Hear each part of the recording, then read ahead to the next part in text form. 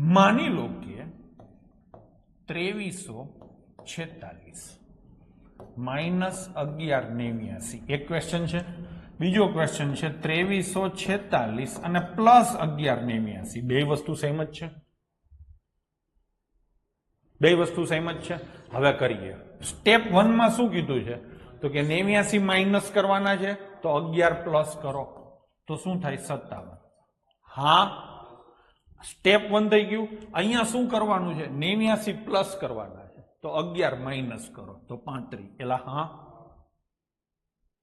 ભાઈ, સ્ટેપ 1 ટકાટક છે.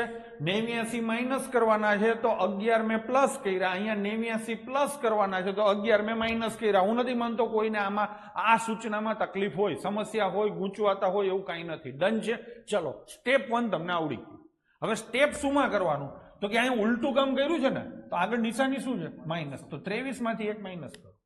એક જ માઇનસ કરવાનો. 22 માંથી 11 જાય તો 11. અહીંયા ઉલટું કામ જ કર્યું છે ને તો અહીંયા પ્લસ છે ને તો 23 માં 1 ઉમેરો 24 અને 24 ને 11 35. ખબર પડી ભાઈ? ખબર પડી હોય તો આ પાડો. પ્રેક્ટિસ તો કરવી પડશે.